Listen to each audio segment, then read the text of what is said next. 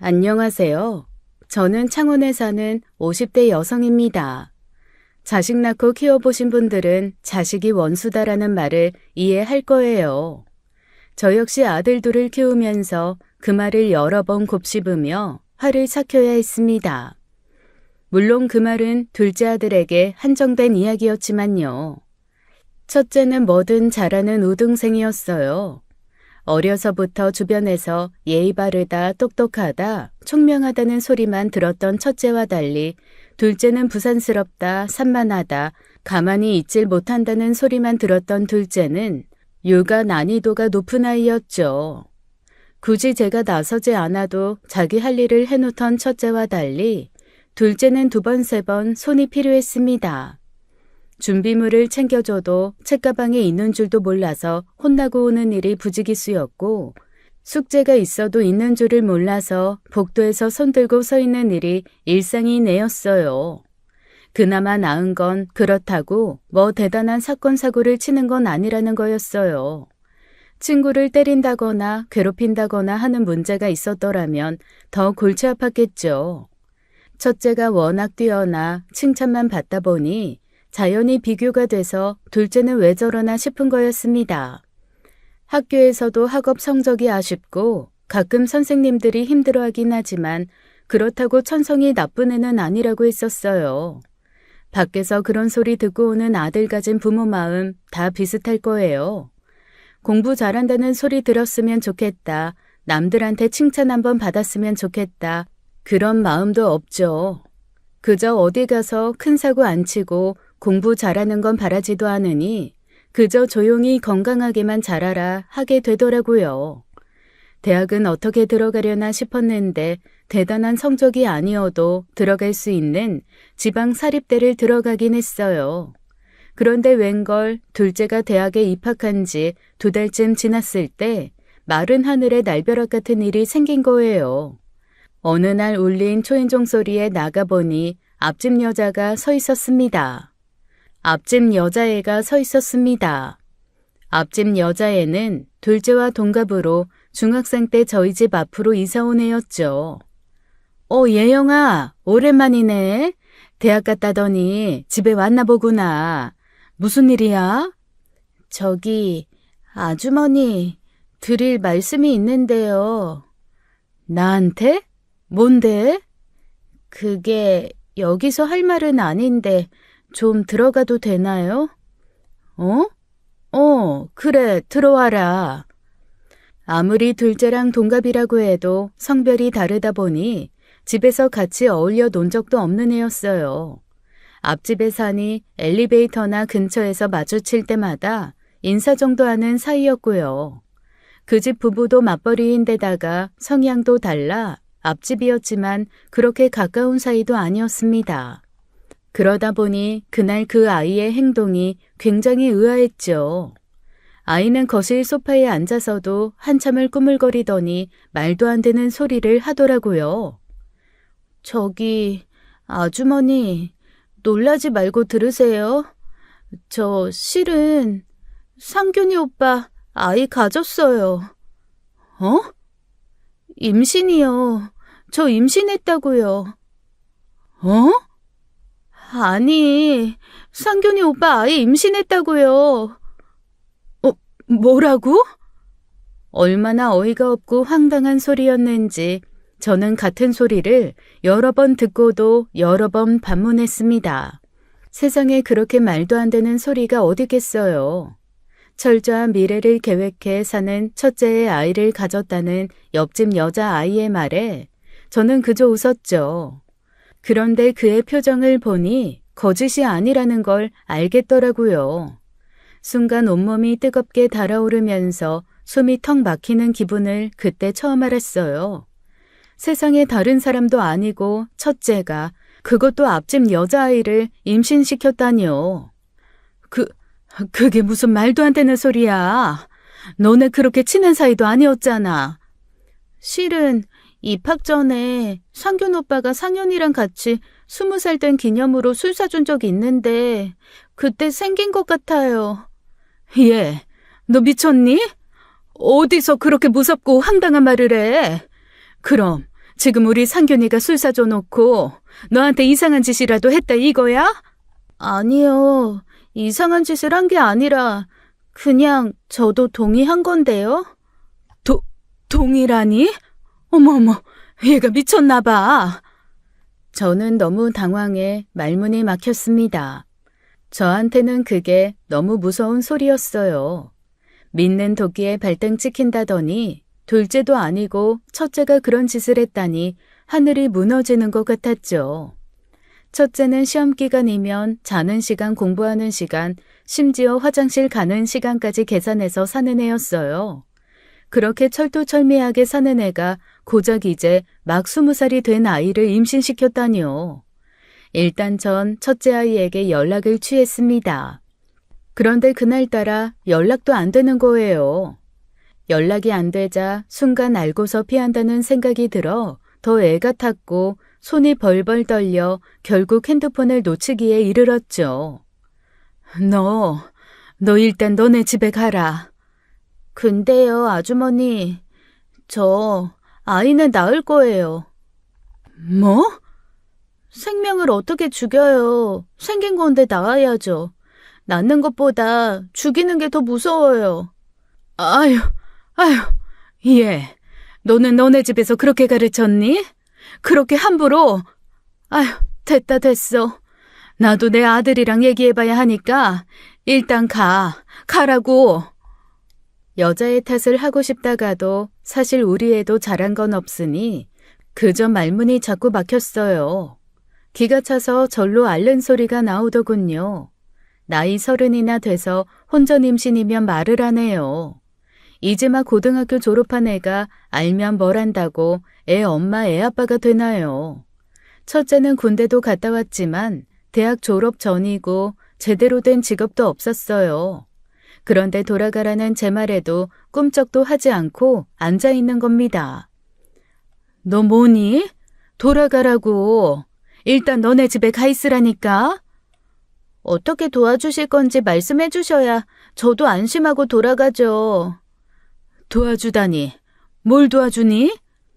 그럼 애 낳겠다는데 아무것도 안 도와주신다고요? 결혼식은 어떻게 하실 건지, 집은 어디에 어떻게 해주실 건지 대책이 필요해서 찾아온 건데요. 예, 너 뭐 잘했니? 아무리 우리 애도 같이 한 일이라지만 지금 네 태도가 오라? 맞는 거야? 적어도 도움 요청할 생각이면 바짝 엎드려 잘못했다 빌면서 우는 신용이라도 해야지. 예영이 너 정말 당돌한 애구나. 너희 집에서는 뭐라든 너희 엄마 아빠도 잘했다. 결혼 언제 하고 집은 어떻게 해주마 하든?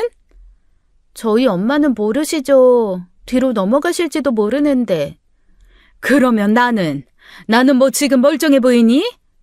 그래도 아주머니는 아들 엄마니까 괜찮지 않으세요? 저희 엄마는 제가 직접 아이 낳아야 하는 것 때문에 걱정이실 텐데. 도저히 말이 통하는 상대가 아니라는 생각에 전 벌떡 일어나 밖으로 나갔습니다. 왜 그러냐고 뒤따라 나오는 애를 무시하고 다짜고짜 앞집 문을 두드리고 초인종을 눌렀어요. 아주머니, 왜 이러세요? 저랑 얘기해요. 저랑요. 확실하게 얘기한 다음에 말씀드려야 한단 말이에요. 저기요, 예영 엄마, 문 좀 열어봐요. 저 앞집 상균이 엄마예요. 정신없이 초인종을 누르고 앞집 문을 두드리자 앞집 여자가 어리둥절한 얼굴로 문을 열더군요. 그 얼굴을 보는데 또 같은 부모 입장이라 그런지 저 여자는 또 얼마나 심란할까 싶어 속이 콱 막히는 거예요. 그래도 할 말은 해야지 싶어 옆에 안절부절 못하던 애 손을 잡고 올리면서 말했습니다. 상균 엄마, 무슨 일이에요? 예영이 너는 왜 나가더니 왜 둘이 같이 있어? 예영 엄마, 예영이 지금 무슨 상황인지 아세요? 모르시죠? 예영이 지금 임신했답니다, 임신. 뭐라고요? 그게 지금 무슨 말이에요? 야, 김예영, 너 지금 무슨 말이야, 이게? 임신이라니. 엄마, 그게... 누군데? 애 아빠 누군데? 사색이 된 얼굴로 애를 다그치는 옆집 여자를 보니 머리가 다 아파왔습니다. 솔직히 이웃으로 어쩌다 한 번씩 인사하고 지내기 좋은 상대지 사돈으로는 별로 달갑지 않은 상대였어요. 애들 어렸을 때 술에 취한 앞집 아저씨가 저희 집 문을 두드리고 행패 부린 적도 많았고 앞집 여자는 쓰레기 문제로 경비 아저씨와 다투는 걸 몇 번이나 목격했었습니다. 옆에서 가만히 듣자 하니 개념이 없고 가벼운 여자라는 생각한 적도 많고요. 저런 사람들이 내 사돈이 된다고 하니 눈앞이 캄캄하더라고요. 우리 상균이 애랍니다. 저도 이게 무슨 소린지 모르겠는데 무슨 대책이라도 세워야죠. 상균이요? 상현이가 아니라 상균이 애를 가졌단 말이에요? 그 여자도 놀랐는지 재차 묻더라고요. 기분 탓인지 둘째가 아닌 첫째 애라고 하니 좀 누그러진 것 같기도 하고요. 어쨌거나 겨우 20살이 된 자기 딸이 아이를 가졌다는데 상대가 누가 됐건 안심하고 말고가 있나요? 앞집 여자는 애 등허리를 후려치며 발을 동동 굴렀습니다. 이제 어쩔 셈이냐, 네가 정신이 있냐 없냐, 미친년 머리카락을 다 깎아버리겠다, 별의 별소리가 다 나왔죠. 일단 그렇게 헤어진 후 집에 들어와 머리를 싸매고 누웠습니다. 그 사이 첫째에게 연락이 왔어요. 야, 조상균, 너 지금 어디야? 아니, 나 학교지. 엄마, 갑자기 무슨 일이야? 집에 무슨 일 있어? 무슨 일? 그래, 있다. 예영이 어떻게 된 일이야? 예영이? 앞집에 사는 그 예영이 말이야? 예영이가 왜? 너 몰라? 기억도 안 나는 거야? 예영이가 애 가졌다고 찾아왔어.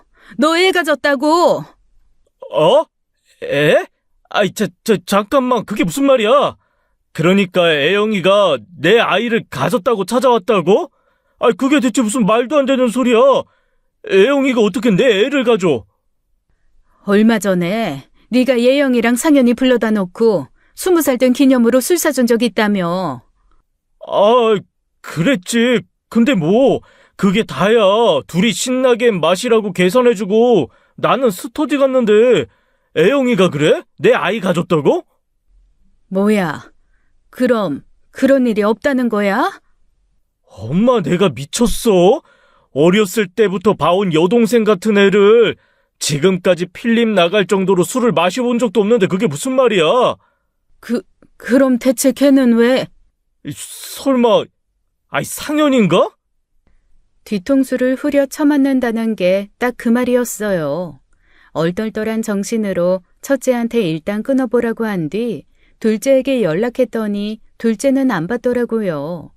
2번, 3번 해도 받지 않자 속이 부글부글 끓기 시작했습니다. 때마침 초인종 소리가 울려서 나가보니 옆집 여자가 서 있는 거예요. 문을 열었더니 그 사이 한쪽 머리카락이 뭉텅이로 잘려나간 여자애가 눈물 범벅이 된 얼굴로 함께 서 있었죠. 상균 엄마, 얘기 좀 해요. 그래요. 나도 묻고 싶은 게 많았는데 들어오세요. 2 사람을 집 안으로 들여놨는데 옆집 여자는 마치 저를 가해자라도 되는 것처럼 대하더군요. 아무리 그래도 손뼉이 마주쳐야 소리가 나는데요. 일단 전 사실관계부터 확실히 하기 위해 물었습니다. 예영아, 그 애가 정말 상균이 애야? 너 그 말 책임질 수 있어? 그런데 그 당돌한 태도는 어딜 가고 애가 대답을 못하더라고요. 그러자 옆집 여자도 당황했는지 애를 다그쳤죠. 김예영, 너 왜 대답을 못해? 상균이 애라며? 그게... 나 상균이랑 연락됐어. 상균이한테 물어보고 하는 말이야. 너 그 애 누구 애니? 그게요... 뭐야, 상균이 애가 아니라고? 그럼 뭐야, 김예영? 너 나머지 머리털도 잘려봐야 정신 차릴래? 그게 아니라 실은 상현이랑... 그럼 그렇지 싶더라고요. 그런 사고를 칠 사람은 둘째밖에 없었습니다. 그 와중에 그럼 그렇지 하고 안도하게 되는 것도 웃긴 일이었어요. 대체 왜 그런 거짓말을 한 거니? 결국 상현이든 상균이든 혼나는 것도 마찬가지인데 왜 상균이라고 한 거야? 상현이가 그렇게 하자고 했어요. 상현이가? 상현이가 왜? 상현이는 곧 군대 간다고 했단 말이에요. 그러니까 둘째는 1학기만 마치고 바로 군대에 갈 예정이라 그런 거짓말을 하기로 했답니다. 게다가 제대도 했고 좋은 대학에 들어가 앞으로 인생이 탄탄대로일 것 같은 첫째 아이로 키우는 게 애한테도 좋을 것 같아서 그랬다는 거예요. 그런 거짓말이 먹힐 거라고 생각한 것부터가 한참 덜 자란 애라는 증거였죠. 미쳤어, 미쳤어, 미쳤어. 그럼 진짜 상윤이 애란 말이야? 옆집 여자는 애 아빠를 확실히 알게 된 후 미치겠다는 듯 또 메타작을 시작했습니다. 한 사람은 소리를 지르고 한 사람은 울고불고 정말 가관이었어요. 결국 다른 지역에서 대학에 다니고 있는 둘째를 호출했고 한밤중에 모두가 모이게 되었죠. 지울 거니까 병원비나 해결해줘요. 엄마, 싫어. 나 무서워. 애 낳는 게 무서운 일이지. 지우는 게 무서운 일이야? 너 애를 낳는다는 게 무슨 의미인지 몰라? 하늘도 무심하시지. 어떻게 너희 같은 애들한테 애를... 아유, 미쳐. 내가 정말 미쳐. 낳을 거야. 나 애 낳을 거라고. 뱃속에 생긴 애를 어떻게 없애. 그러면 나 못 살아. 나 때려 죽인다고 해도 낳아야 한다고. 이 자식이 진짜 낳으면 어쩔 건데?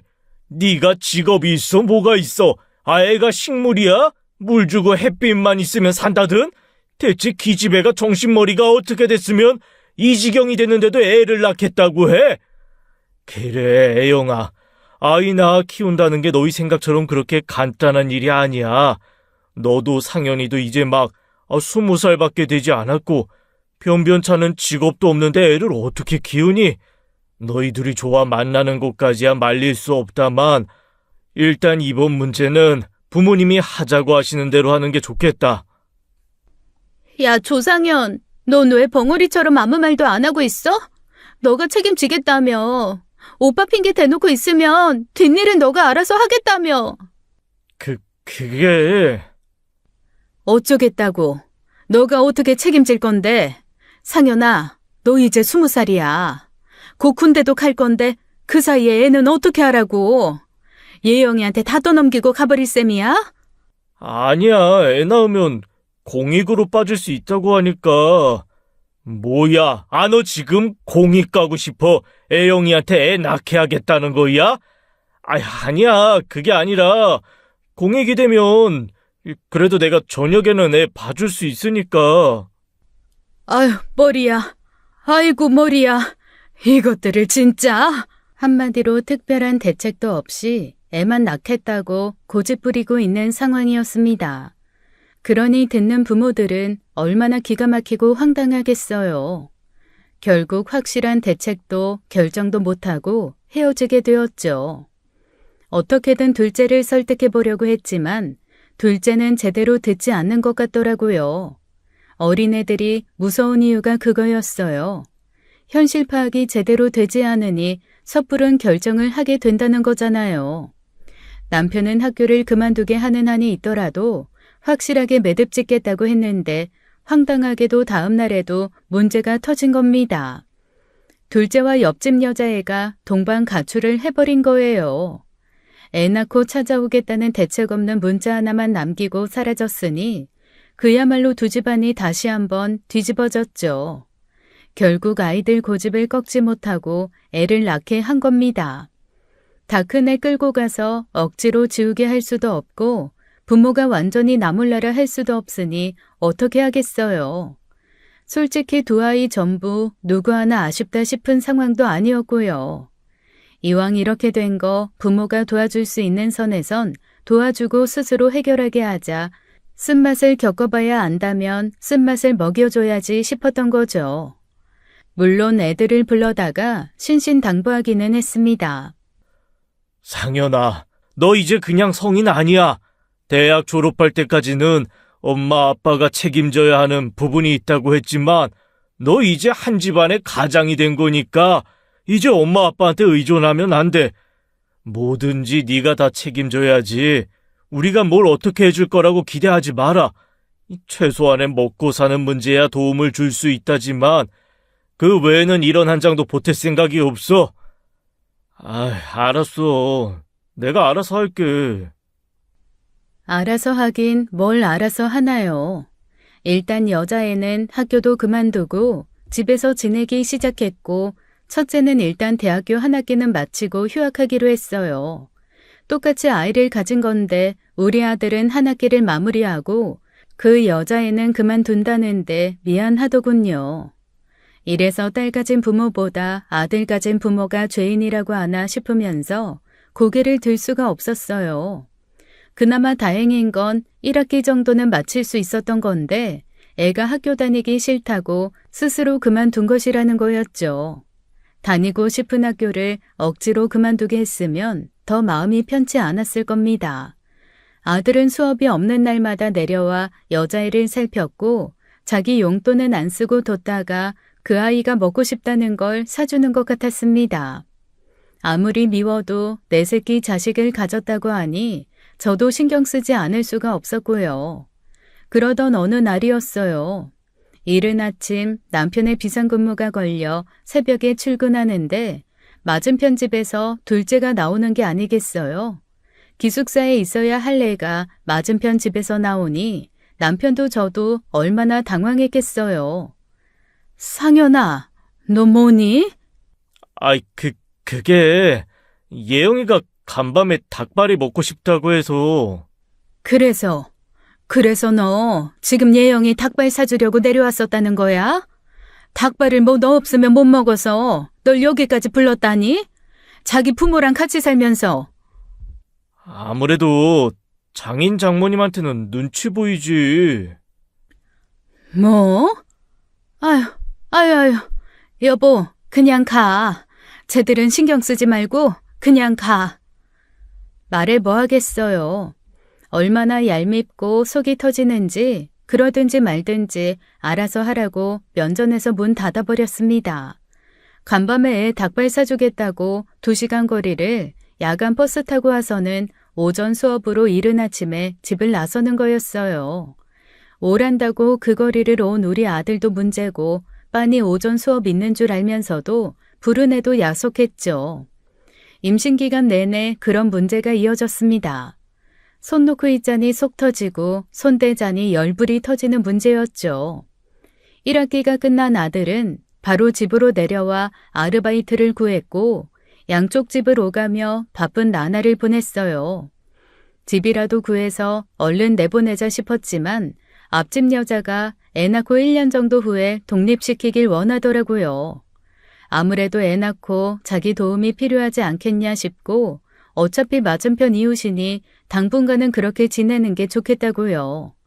다른 문제도 아니고 애 육아 때문이라 일단 그렇게 하자고는 했지만 매일같이 바쁘게 움직이는 아들을 보니 그것도 못 볼 꼴이더라고요. 아니나 다를까 애가 태어나자 문제는 더 심각해졌습니다. 아이는 딸이었고 애는 예뻤어요. 이제 막 태어난 애가 무슨 죄가 있겠습니까? 하지만 그 예쁜 애를 제대로 책임지지 못하는 게 문제였죠. 애 태어나기 몇 달 전에는 조리원 예약을 해야 한다면서 아들이 저희한테 돈을 빌리기도 했습니다.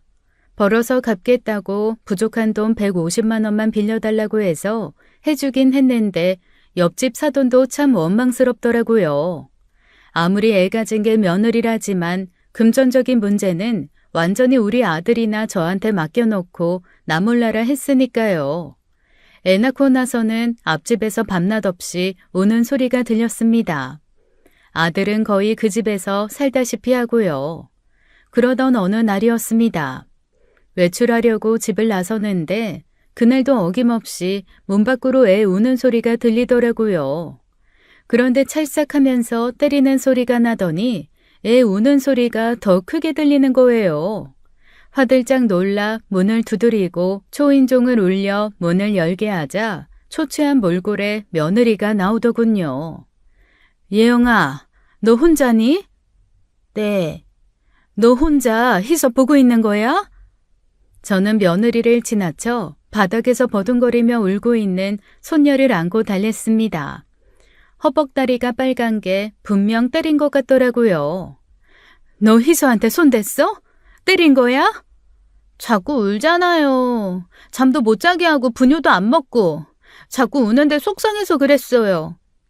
애니까 울지, 애니까. 다 컸으면 어디가 불편하다 말로 했겠지. 너 그렇게 벌써부터 애한테 손대면 나중에 어쩌려고 그러니? 매로 키울 거야? 그럼 어떡해요. 말로 해도 안 듣는데. 참아야지. 견뎌야지. 부모 되는 길이 쉬운 줄 알았어? 그렇게 속상할 때마다 애한테 손찌검하고 화풀이하면 너 나중에 희서한테 얼마나 미안하려고 그래. 사람을 살지도 못하게 못 살게 구는데 이 정도는 할 수 있는 거 아니에요? 애가 뭘 한다고 미안해해요. 뭐? 애는 몰라도 너는 기억하잖아. 엄마란 게 어쩜. 아휴, 됐다.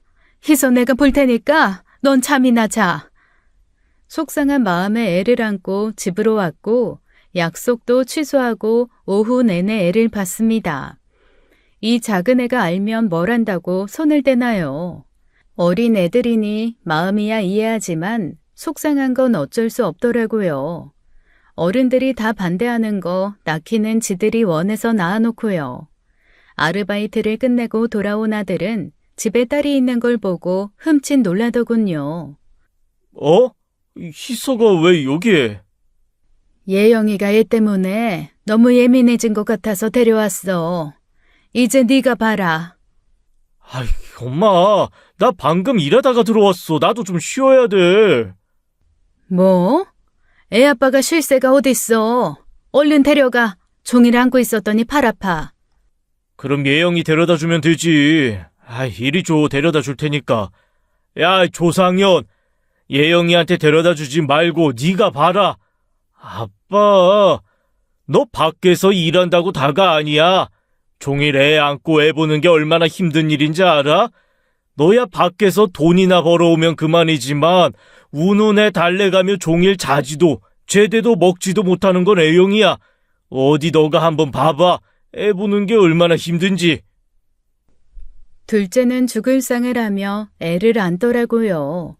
원래는 옆집으로 먼저 가는데 집으로 들어온 것도 좀 쉬다가 갈 생각이었을 겁니다. 그런데 생각지도 못하게 자기 자식이 집에 있으니 낙담했겠죠. 낳아서 키워보지도 않은 애들이 자신 있게 키워보고 싶다고 할 때는 언제고 이제야 현실을 깨달은 것이죠. 결국 그날 아들은 제대로 쉬지 못하고 자다 깨다 반복하는 자기 자식을 돌보아야만 했습니다. 그 일로 애 키우는 게 얼마나 힘든 일인지 제대로 알았으면 했어요. 그런데 문제는 그 다음부터였습니다. 그렇게 하루 정도 저희 집에서 애를 돌보자 그 뒤부터는 노골적으로 애를 맡기고 자리를 비우는 일이 잦아진 거예요. 애 육아 문제로 독립도 늦게 시키겠다던 안사돈도 나 몰라라 하는 거예요. 하루는 한껏 꾸민 며느리가 다짜고짜 손녀를 떠맡긴 일도 있었죠. 어머니, 저 약속 있어서요. 희서 좀 봐주세요. 어? 사돈은? 안사돈은 어디 가시고?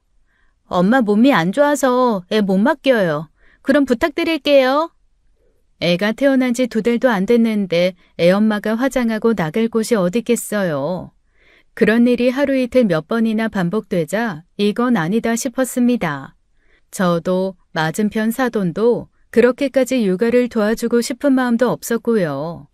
책임지겠다고 했으면 끝까지 책임져야죠. 결국 남편은 소형 아파트 전세금을 해주며 이제 나가서 부모로서 제대로 살아보라고 했습니다. 아들은 떨떠름해했지만 나가라는데 어쩌겠어요. 결국 비로소 신혼생활하게 된 아이들이었죠. 그런데 그게 며칠을 가지 않았습니다. 이른 아침 아들이 갑자기 애를 들쳐업고 찾아온 거예요. 엄마, 희서 좀 봐줘. 어? 이른 아침부터 무슨 일이야? 예영이는? 그게, 집 나가버렸어. 뭐? 집을 나가다니? 그게 대체 무슨 말이야? 몰라. 일단 나 지금 일이 늦어서 나가봐야 돼. 좀 부탁해. 알고 보니 며느리가 더는 애보기 싫다고 나가버렸다는 거예요. 다른 친구들은 클럽이니 술집이니 젊음을 즐기는데 왜 자기는 하나도 못하게 하냐고 크게 싸운 모양이더라고요. 그렇다고 아들이 자기 친구들 만나 술자리를 갖는 것도 아니었습니다. 아들도 아르바이트를 2개나 뛰면서 버티고 있는 거였어요. 그런데 마치 아들은 밖에 나가서 하고 싶은 거 다 하고 다니는 것처럼 호도하며 자기 인생을 비관했다는 거예요. 그러고는 막무가내로 애만 놓고 친구 집으로 가버렸답니다. 그렇게 나가 3일이나 안 들어와서 꼼짝없이 제가 애를 봐야 했었어요. 이튿날 맞은편 집에 문을 두드렸지만 알고 있었는지 없는 척 열어주지도 않더라고요. 결국 이건 아니다 싶어 사돈과 애들을 다 불러다가 호되게 혼냈죠. 너네 이러려고 애 낳는다고 한 거야? 애 키우는 게 장난인 줄 알고? 이렇게 힘든 줄은 몰랐죠. 그리고 솔직히 안 도와주시겠다고 했지만 낳아놓으면 도와주실 거라고 생각했어요. 우리가 왜? 우리도 이제 너네 다 키워놓고 모처럼 우리 인생 좀 살아보려는데 이제는 자식도 모자라 손주도 봐줘야 한다는 거야? 고작 그런 정신머리로 애 낳겠다고 한 거냐고? 예영이 너 아무리 힘들어도 그러는 거 아니야.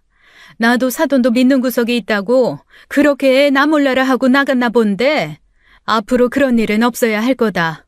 나도 2번은 못 봐줘. 이럴 줄 알았으면 나았겠어요?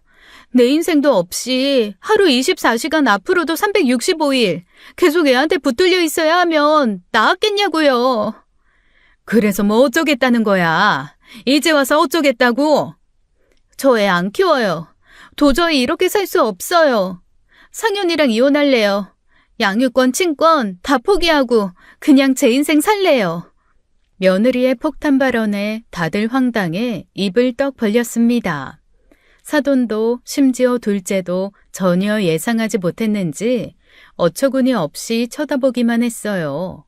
이미 결심을 굳힌 건 며느리뿐인 것 같았죠. 야, 김예영, 너 지금 무슨 말을 하는 거야? 이혼이라니? 양육권? 지금 희서 나한테 맡기고 너 혼자 자유롭게 살겠다는 거야?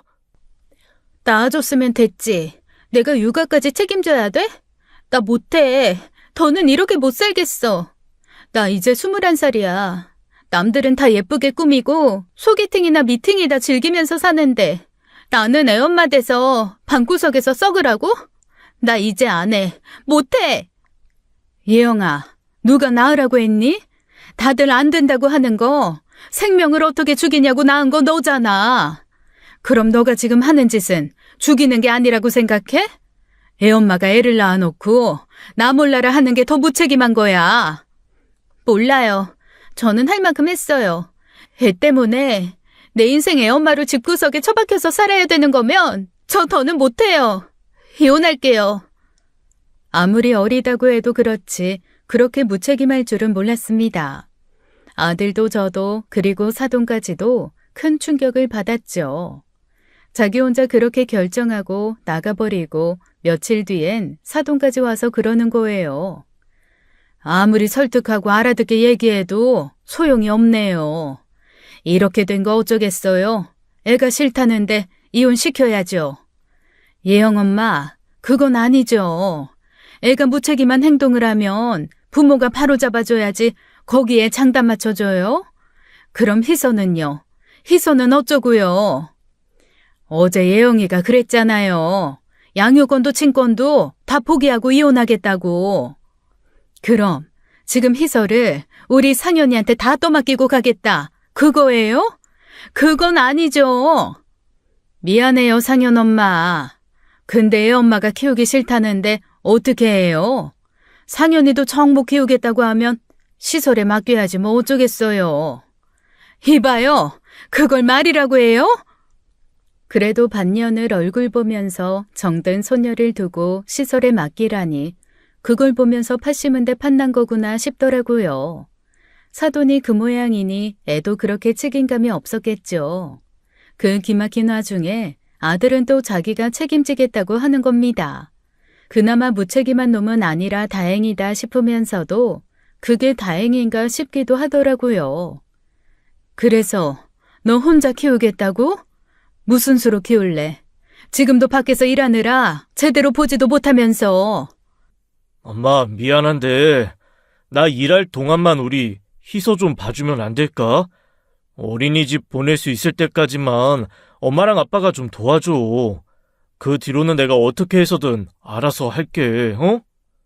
아휴, 내가 이럴 줄 알았지. 이럴 줄 알았어. 내가 희서 포기 못해. 내 자식인데 누구한테 맡겨? 엄마 아빠 아니면 맡기고 의지할 곳이 없어. 엄마 제발. 울면서 자기 자식 좀 봐달라는데 가슴이 미어지더라고요. 자업자득 결국 자기 선택으로 그렇게 산다지만 세상에 어떤 부모가 자기 자식이 그렇게 살길 바라겠어요. 그렇다고 나몰라라 한다는 거 아니니 결국 남편과 저는 아들을 도와 아이 양육을 하게 된 거였습니다. 결국 두 아이는 이혼을 시켰고 친권은 그대로 둘까 하다가 괘씸해서 다 빼앗아서 와버렸어요. 미련도 없이 새 인생 살 생각에 싱글벙글인 내 얼굴을 보니 기가 막히더라고요. 앞으로 저런 사람들 얼굴을 보고 살아야 하나 이사라도 갈까 싶었는데 양심은 있는지 집을 내놨다고 하더라고요.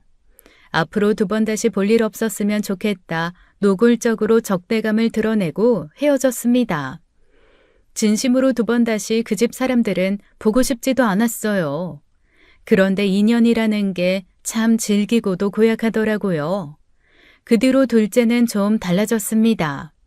이혼을 마무리 짓고 저희 부부를 앉혀놓고 결연한 표정으로 그러더라고요.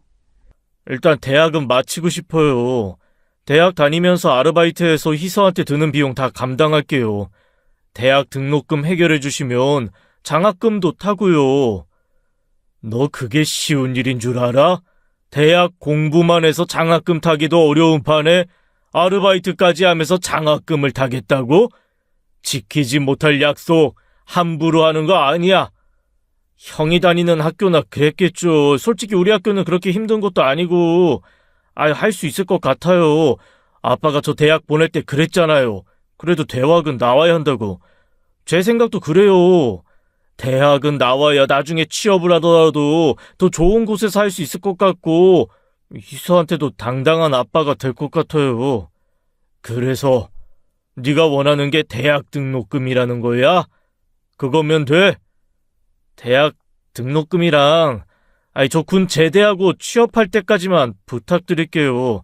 나중에 이 은혜 꼭 갚아요. 저도 애 아빠 됐는데 아빠 마음 모를까 봐요. 처음 무턱대고 아이를 낳겠다고 고집부릴 때와는 또 다르긴 했어요. 뭔가 깨달은 바가 있구나 싶으면서 사실 그게 아니면 방법이 없긴 했습니다. 애를 보육원에 보낸다는 전제는 저희 부부도 동의하지 않았으니 저희 부부가 책임져야 하는 부분도 생긴 거였어요. 어떻게 해야 하나 착잡한데 남편은 애 한번 믿어주자고 하더라고요. 태어나 저렇게 구체적인 계획을 가지고 살아본 적이 또 있냐면서요. 그래서 저희 부부는 아들을 믿어보기로 했고 그 결과 놀라운 일이 벌어졌습니다. 그 뒤로 아들이 180도 다른 사람이 되었거든요. 다행히 병무청에서도 사정이 받아들여져서 사회복무요원이 되었는데 아침 저녁으로 책임지고 애를 보더라고요. 피치 못할 사정이 있을 땐 저희 부부에게 당연하게 맡기는 게 아니라 정중하게 부탁하며 맡기고요.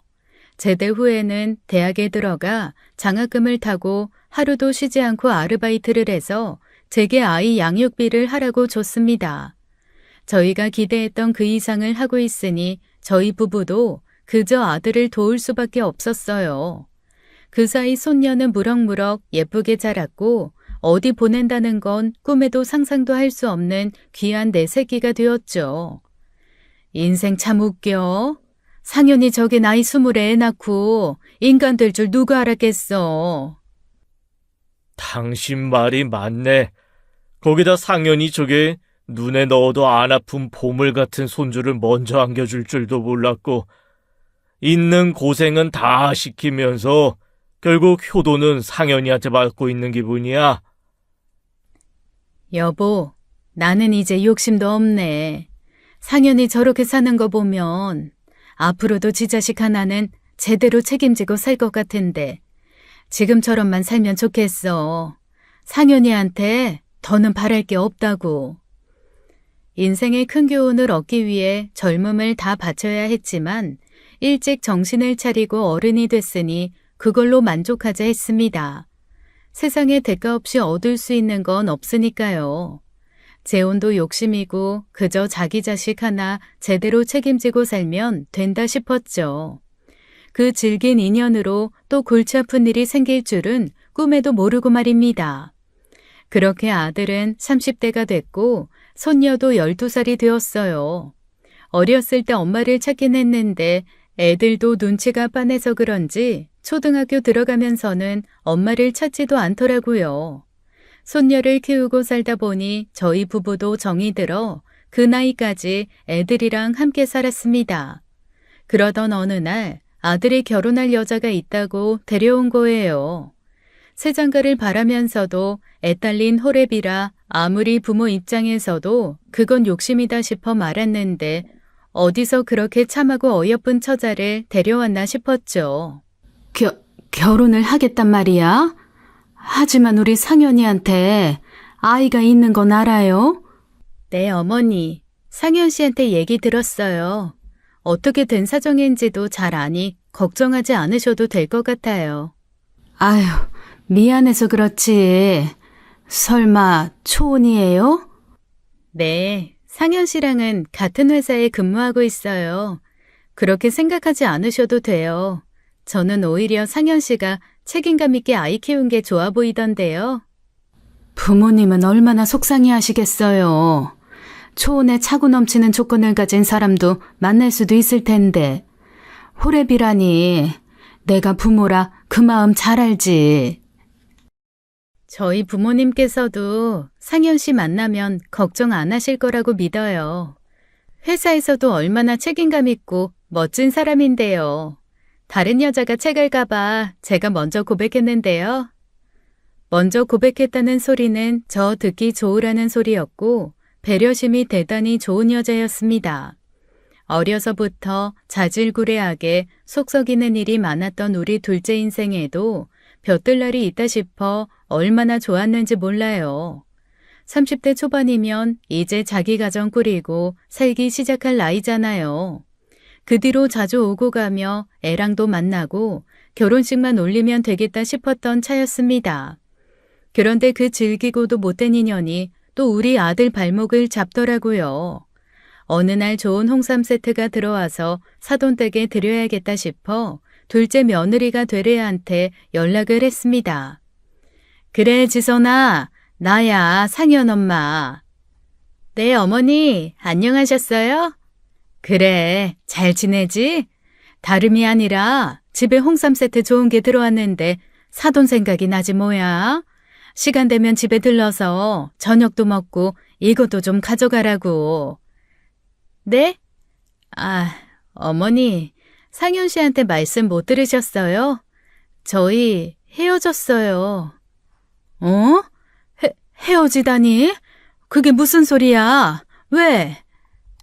그게 이유는 상현 씨한테 들어야 할 것 같아요. 아니, 무슨 일인데? 상현이 그게 아닌 것 같으면 입을 꾹 닫아서 그래. 무슨 일이야? 싸웠어? 아니, 아이 엄마가 나타났다고 하더라고요. 그래서 곧 재결합할 예정이라고. 뭐야?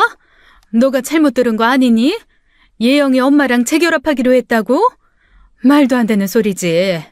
지 자식도 필요 없다고 내팽개치고 나가버린 애랑 다시 합치겠다고 했다고? 자세한 얘기는 몰라요. 애엄마가 나타나서 재결합 원한다는 이야기 듣고 제가 그냥 헤어지자고 했어요.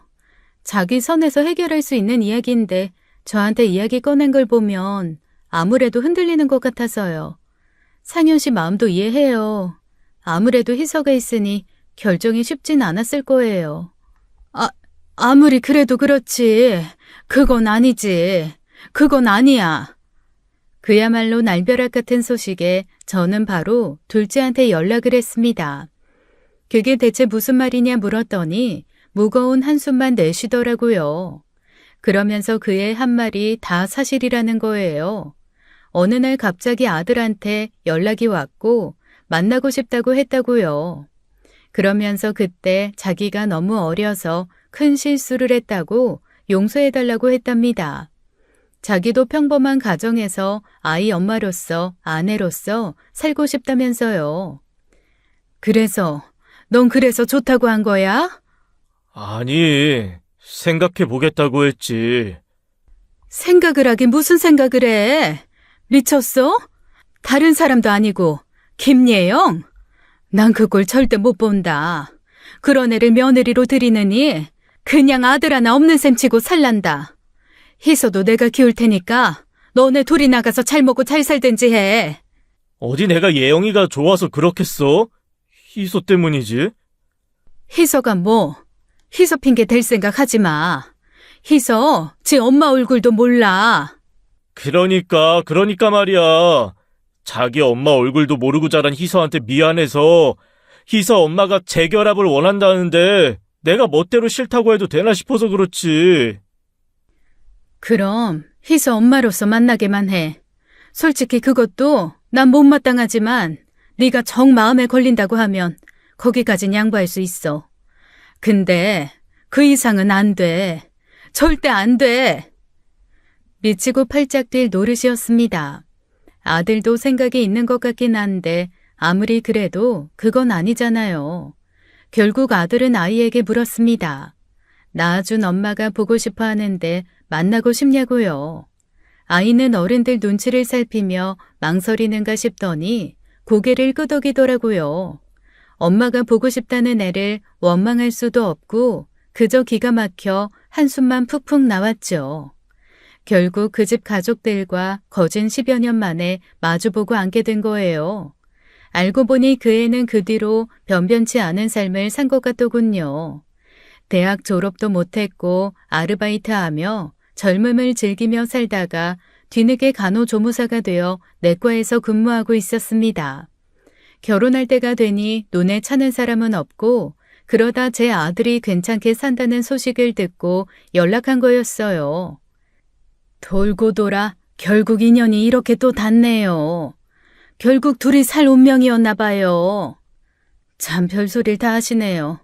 이 자리가 어디 둘이 재결합하라고 만난 자리인가요? 희서 때문에 마련한 자리지 다른 의미는 없으니 착각하지 마세요. 어머? 상현 엄마 못 보던 사이에 존말이 좀 거칠어졌네요. 좋은 게 좋은 거라고 결국 그렇게 되지 않겠어요? 그럴 생각으로 나오셔놓고 괜한 오기장 부리시네요. 상현아, 너 똑바로 얘기 안 한 거야? 희서가 제 엄마 한번 보고 싶다고 나온 거라고 분명히 말했잖아. 너 재결합할 생각도 아니면서 제대로 이야기 안 했어? 일단 오늘은 희서 때문에 만난 자리니까 언성 높이지 마세요. 희서 들어요. 그제야 전 손녀 생각에 간신히 열을 식혔습니다.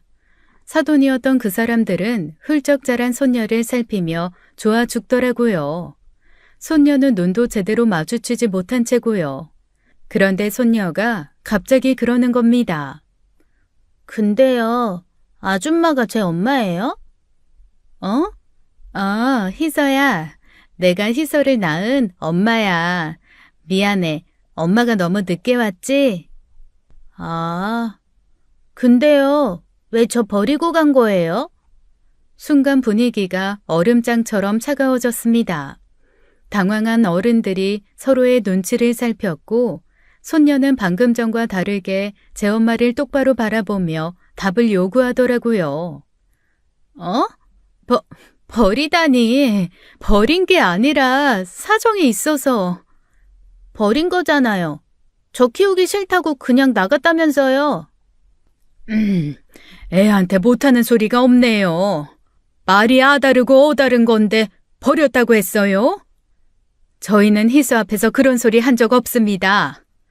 그런 소리 한 적이 없는데 애가 뭘 알고 저렇게 얘기해요? 그렇게 헤어져 살았다고 제 엄마 원망이라도 하라고 그런 소리 한 거예요?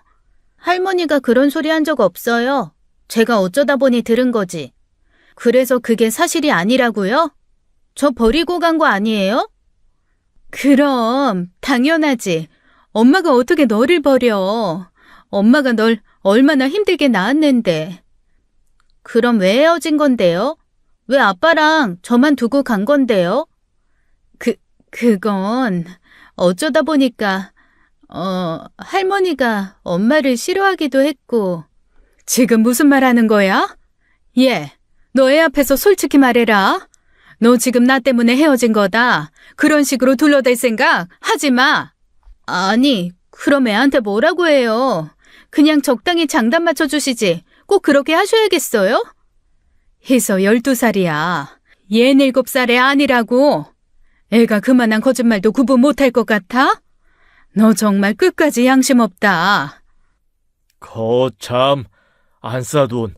부모가 돼서 애들 잘 살 수 있게 적당히 거짓말도 좀 해서 잘 살 수 있게 해야지. 꼭 그렇게 진실만 이야기한다고 좋은 게 아니잖아요. 누구 좋으라고요? 그렇게 거짓말해서 누가 좋습니까? 12년을 키워준 할머니 할아버지 원망하게 하는 건 좋아요?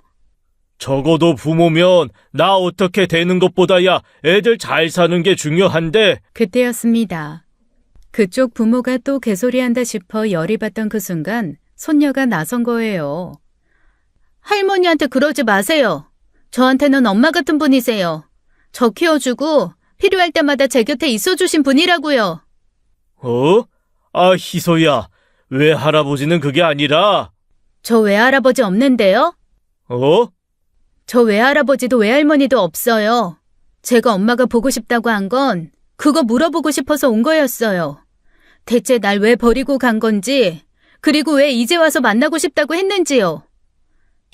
희서야, 그게... 왜요? 이제 와서 아빠가 아쉬워요? 저도 주워 들은 게 많아서 아는 것도 많아요. 저희 선생님한테 물어보니까 친권이 없으면 아무리 낳아준 엄마라도 엄마로서 힘이 약하다고 했어요. 그리고 인터넷에서 찾아보니까 보통 친권은 함부로 뺏을 수도 없대요. 포기하지 않는 이상. 희소야, 미안해. 엄마가 그때는 너무 어려서 제대로 판단을 못했어. 엄마는 희서랑 아빠랑 행복하게 사는 거 그거밖에 바라는 거 없어.